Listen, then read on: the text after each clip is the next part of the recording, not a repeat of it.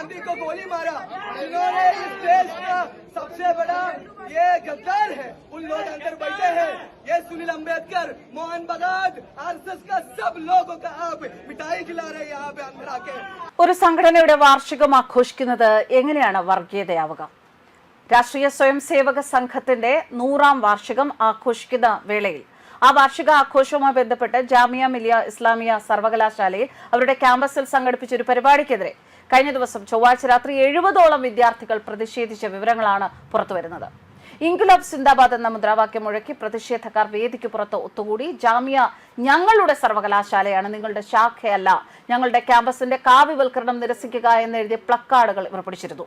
Students federation of India, all India students association എന്നിവ ഉൾപ്പെടെ ഇടതുപക്ഷ ചായ്വുള്ള ഗ്രൂപ്പുകളുമായി ബന്ധമുള്ള വിദ്യാർത്ഥികൾ സംഘാടകരോട് ക്യാമ്പസ് വിട്ടുപോകണം എന്ന് ആവശ്യപ്പെടുകയും ചെയ്തു. ദില്ലിയിലെ ജാമിയ മിലിയ ഇസ്ലാമിയ സർവകലാശാലയിൽ RSS ശതാബ്ദി ആഘോഷങ്ങളുടെ ഭാഗമായി സംഘടിപ്പിച്ച പരിപാടിക്കെതിരെയാണ് വിദ്യാർത്ഥി സംഘടനകളുടെ ശക്തമായ പ്രതിഷേധം വന്നത്. ശരിക്കും പറഞ്ഞാൽ ഇവർക്ക് എന്ത് നഷ്ടമാണ് ഇതിലൂടെ ഉണ്ടാകുന്നത്? RSSന്റെ 100ാം വാർഷികത്തോടനുബന്ധിച്ച് സംഘടിപ്പിച്ച യുവകുംഭ് പരിപാടിയാണ്. ആ പരിപാടിയിൽ അങ്ങനെ ഒരു പരിപാടി നടത്തുന്നത് കൊണ്ട് ഇവർക്ക് എന്ത് നഷ്ടമാണ് ഉണ്ടാവുക?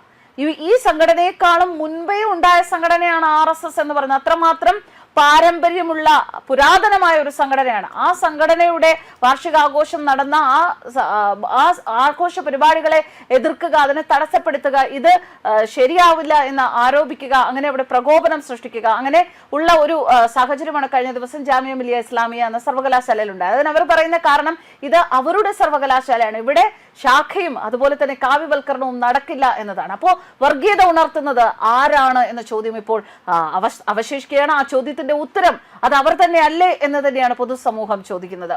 സർവകലാശാല അധികൃതർ ഇതുവരെ ഔദ്യോഗിക പ്രതികരണം പുറത്തുവിട്ടിട്ടില്ല. സംഭവത്തെ തുടർന്ന് ക്യാമ്പസിൽ സംഘർഷാവസ്ഥ തുടരുകയാണ്.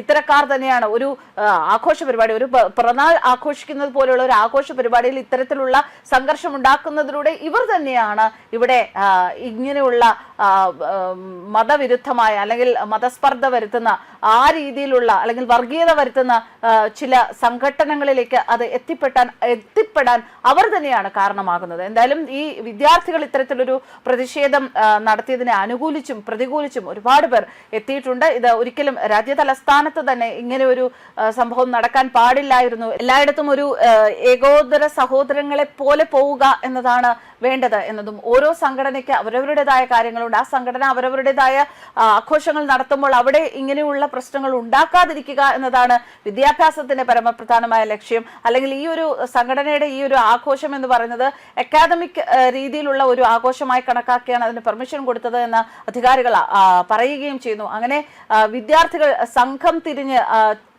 പരസ്പരം തല്ലുന്ന ഒരു കാഴ്ചയാണ് കഴിഞ്ഞ ദിവസം ജാമിയ മിലിയ ഇസ്ലാമിയ സർവകലാശാലയിൽ ഉണ്ടായത്. ന്യൂസ് ഡെസ്ക് കർമ്മ ന്യൂസ്.